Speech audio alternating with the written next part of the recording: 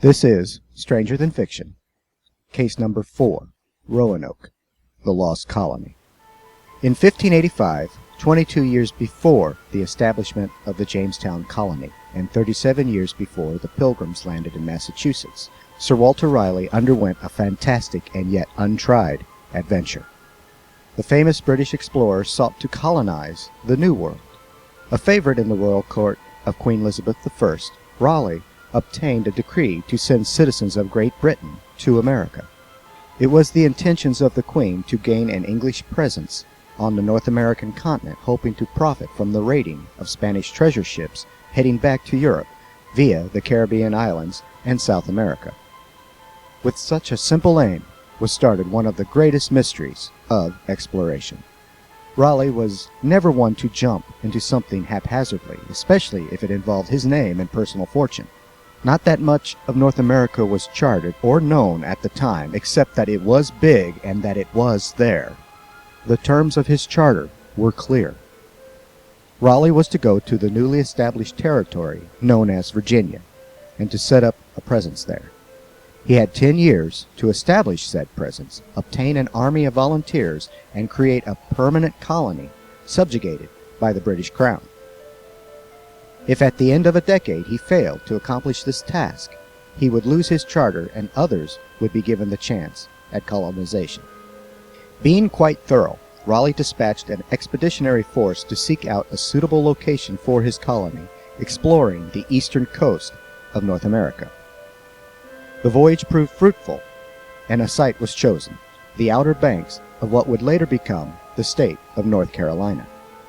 Contact made with the natives looked promising, especially with the Croatoan tribe of the Carolina Algonquins. As the fragmented records of the time indicated, these tribes were quite accepting and friendly to the strange pale visitors. Other tribes in the surrounding areas were not. Most despised the newcomers, and there were violent clashes between the two cultures. The following spring, an expeditionary force arrived with a squad of men, many of whom had just served military time establishing British rule in Ireland. As a secondary mission, the men were ordered to explore the mineral content of their nearby lands for monetary gains. The commander of the colony was Sir Richard Grenville. He had orders from the Queen to establish the colony and return to England with news of their success. From the beginning, the colony had nothing but bad luck. Most of the food supplies were destroyed or water damaged when the lead ship accidentally ran into one of the many shoals lining the outer banks of the Carolinian coast. This fact caused most of the colonists to hunt and invade nearby native lands, wearing out the already threadbare welcomes. It did not take long for a misunderstanding to occur. After a few weeks, the soldiers assigned to the colony accused the tribal chief of a nearby Algonquin village of stealing a silver cup from their commander. Upon blame and the rising of tempers, the colonists attacked the natives, executing the chief by fire. Things were not looking up for the future of British law in the New World.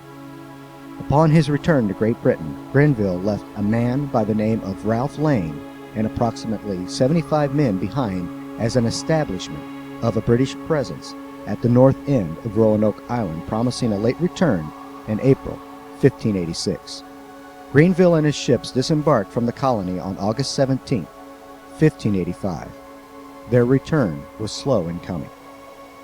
As April 1586 came and went, lookouts failed to spot the coveted return of the relief fleet. All hopes lost, most felt as if the British Crown had either forgotten them or that Sir Grenville perished in his return trip home. After a successful raid of a few Spanish treasure ships, the colony was visited by Sir Francis Drake, who, upon discovering fellow members of his countrymen, offered to take them back to Great Britain with him. Overjoyed at the prospect of going home, finally, and realizing that all was lost, Lane agreed to the venture. Less than 1 month after Drake's departure from the island, Sir Grenville's relief colony arrived, discovering that Roanoke had been abandoned. Wishing to protect Raleigh's claim to Virginia still, Grenville left behind a small garrison of men for the establishment and to help maintain the colony. The Garrison was never heard from again. Of all the mysteries of Roanoke Island, this one is the most puzzling. When historians and seekers of truth tend to look for the lost colony, they always seem to forget the first set of settlers who had disappeared. No clue or theory has ever been attached to this particular island's first victims. In 1587, Raleigh dispatched the second and most famous colony to Roanoke.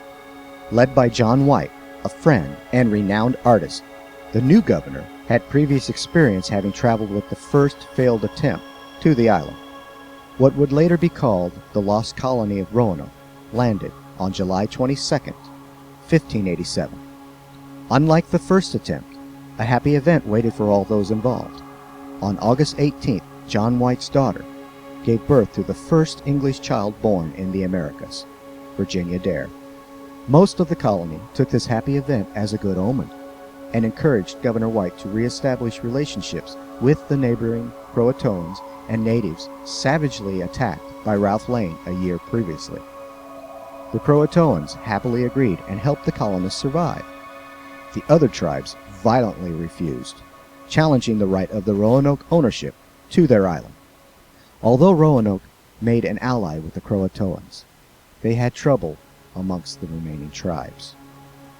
Shortly after the establishment of the new colony, a man by the name of George Howe was murdered by neighboring natives while searching for crabs in a nearby lagoon.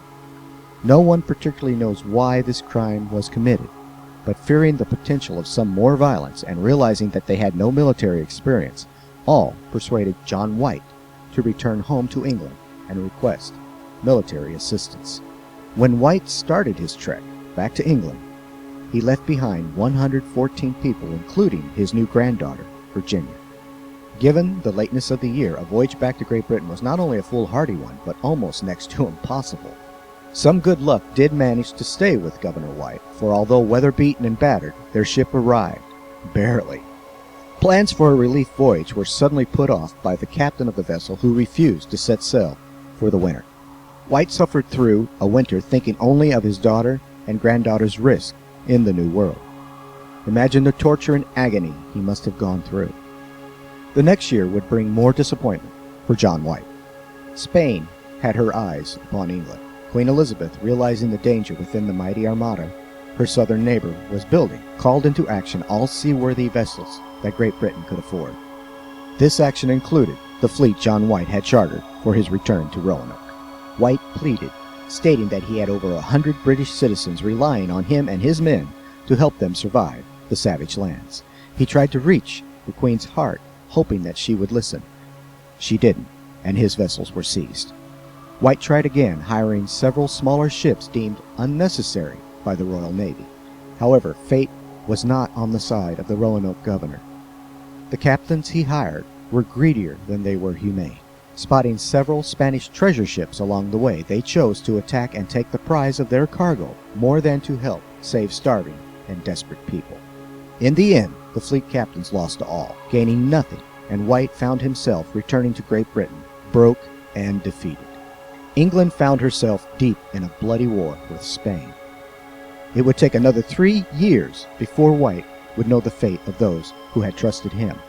3 long years of lobbying, pleading, and begging for him to set sail once more back to Roanoke Island.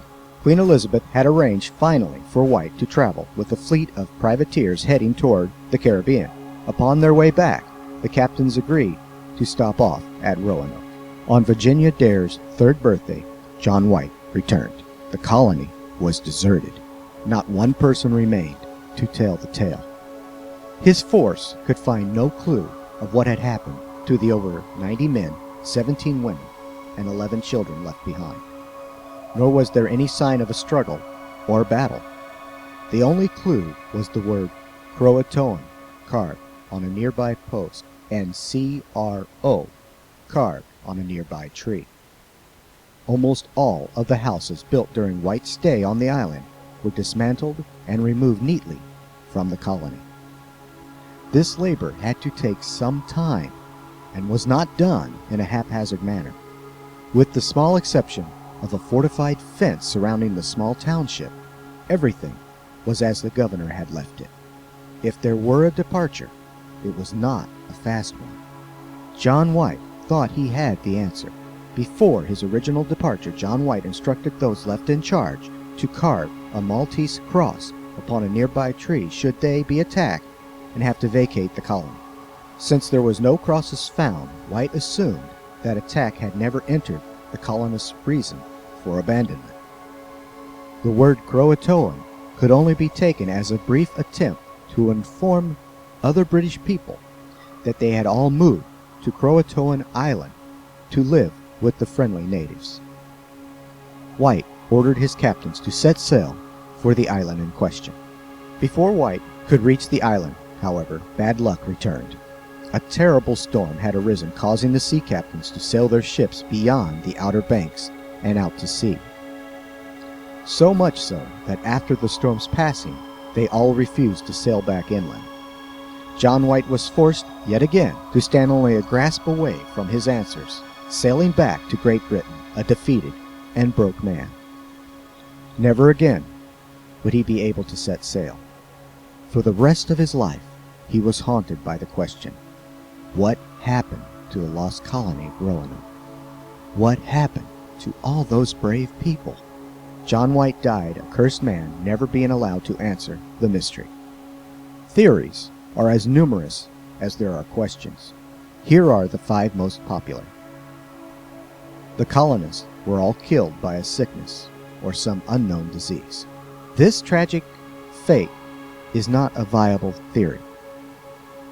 At the time of John White's last visit, no bodies were ever discovered. If the colony died, none of the natives would have bothered with burials. A hurricane destroyed the colony. Very unlikely. Hurricanes have been known to destroy island villages, but remember, John White discovered an entire fence surrounding the colony.